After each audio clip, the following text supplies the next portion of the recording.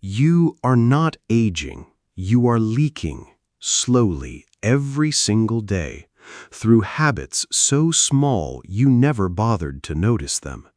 And by the time it shows up in the mirror, you'll have no idea which day it started. Stoic wisdom. Let's find the leak. Here's the part nobody tells you. None of this begins with your face.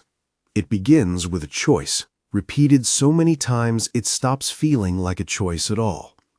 Marcus Aurelius wrote, "You have power over your mind, not outside events. Realize this, and you will find strength." He wasn't talking about skincare. He was talking about the one lever that controls everything downstream of it, including the face staring back at you tonight. We're about to walk through 10 of those levers, starting small and ending somewhere far heavier than you expect. Mistake 1. Replacing water with stimulants. Coffee to open your eyes, something sweet to get through the afternoon, and actual water somewhere on the list of things you meant to do. Your skin doesn't know the difference between forgetting and refusing. Chronic mild dehydration flattens the plumpness in your skin, deepens the hollows under your eyes, and makes you look tired in photos taken on your best day. Seneca called this kind of quiet discipline bravery, choosing the plain, boring thing that actually sustains you over the quick one that drains you later.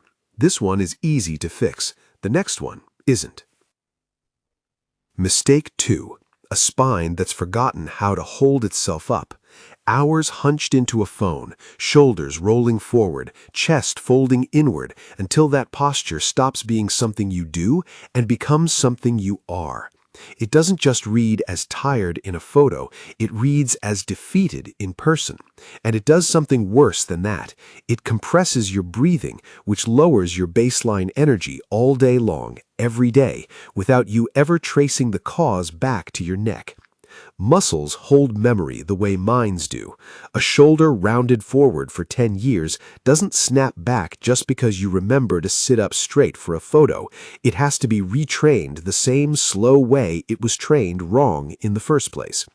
Marcus Aurelius carried an empire and still insisted on an upright bearing, not for appearance, but because how you hold your spine is a rehearsal for how you hold your mind. Fix your posture and you buy yourself a few good years, but the next mistake doesn't just cost you years, it costs you your baseline mood. Mistake 3. Doom scrolling your way into permanent comparison. Every scroll through someone else's filtered, curated best 5 seconds of the year is a small, private defeat your nervous system quietly logs as real. It doesn't know the photo was edited, it just knows you came up short again, and it releases the same stress chemistry it would for an actual threat. Do that 50 times a day, and the chemistry never fully resets. It just idles a little higher than it should, day after day, and elevated baseline stress hormones are the same ones that break down collagen. You are not just losing an afternoon of peace of mind to that scroll, you are trading a small piece of your skin for it. The Stoics practiced what they called the view from above, zooming out mentally until your one small comparison dissolves against the size of everything else. Try it before you scroll again tonight. Because if comparison quietly steals your peace, the next habit steals something you can't get back at all: your sleep. Mistake 4. Calling exhaustion discipline.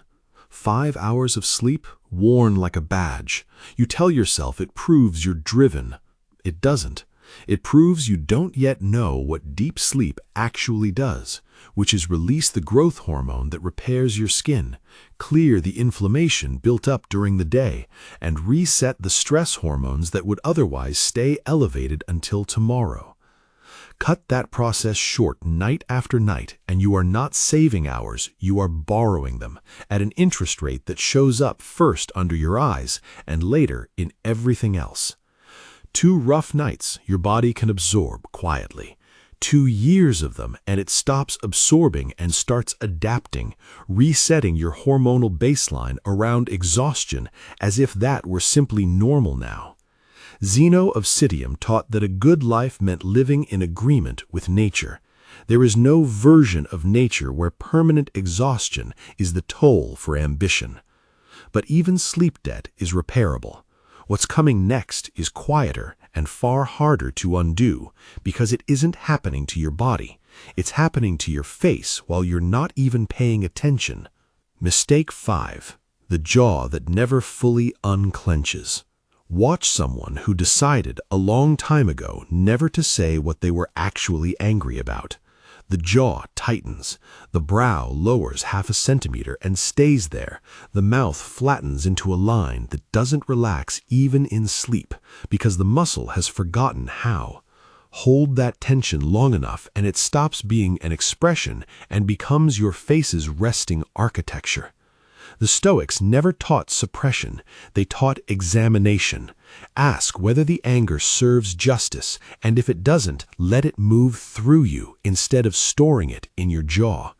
What you refuse to say, your face says for you, permanently, in a language you didn't choose. Mistake 6. Eating food that gives your body nothing to rebuild with.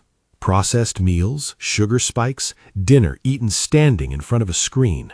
This isn't just a nutrition problem. Elevated blood sugar triggers a process called glycation, which stiffens and yellows collagen fibers, the same fibers that keep your skin supple. You are not just underfeeding yourself, you are actively toughening the material your face is made of, one stiffened fiber at a time, in a process that takes months to notice and years to reverse. Musonius Rufus taught that mastering pleasure was the foundation of every other virtue, not because pleasure is wrong, but because what you eat without thinking, your body eventually collects on with interest. Mistake 7. A body that has stopped moving and doesn't remember why. Sitting most of your waking hours doesn't just weaken muscle, it slows circulation, and poor circulation means less oxygen reaching your skin, which is why a sedentary face so often looks pale, puffy, and flat, no matter how much sleep or water you add on top of it. Cato the Younger walked for miles daily, not for his physique, but because he understood a moving body carries a sharper, steadier mind. These first 7 mistakes are costing you your glow. What comes next costs you something the mirror can't even show you directly, your reputation with yourself. Mistake 8. Outsourcing your worth to people who were never watching that closely. Every choice you shape around what strangers or acquaintances might think of you hands away a piece of your own identity, one small transaction at a time. That constant low-grade monitoring keeps your nervous system on permanent alert, and a face under permanent alert can't relax into real warmth, no matter how good the lighting is. It's an exhausting, invisible job running a full-time audit of an audience that mostly forgot about you the second they scrolled past. Epictetus divided the world into what is within your control and what is not, and placed other people's opinions firmly on the far side of that line. Stop performing for an audience that was never grading you, and your face softens in a way no product can fake. Mistake 9. Letting negativity become your default lens before it's even a sentence. Complain about the weather, the traffic, the world, other people enough times, and the complaint stops needing words. It becomes a resting expression, present even when your mouth is closed because the muscles have already rehearsed it thousands of times. Marcus Aurelius began most mornings reminding himself he would meet difficult, ungrateful people that day, not to brace for disappointment, but to choose his response before the world could choose it for him. A face that expects goodness is built differently, muscle by muscle, than a face that expects to be wronged, and the difference is visible from across the room before either person says a single word. And that brings us to the one mistake underneath all the others, the one that makes every previous mistake worse and every fix on this list only partially work. Mistake 10. Living without a reason to get up. This is the deepest one, and it's the reason some people reach 70 with fire still in their eyes, and others fade by 40 with every box on this checklist technically handled. Purpose isn't decoration on top of a life. It's the current running underneath it, and everything else, posture, sleep, food, expression, eventually reveals whether that current is flowing or stagnant. Research in psychoneuroimmunology has found that people with a strong sense of purpose carry measurably lower chronic inflammation and stronger immune function as they age, meaning this isn't philosophy standing in for medicine, it is the medicine. Marcus Aurelius, emperor, soldier, grieving father, returned every single day to one question: what is the most important thing I can do today? That question was the current running under his entire life. It's the difference between two people the same age standing in the same room, one of whom you'd describe as old and one of whom you'd simply describe as alive.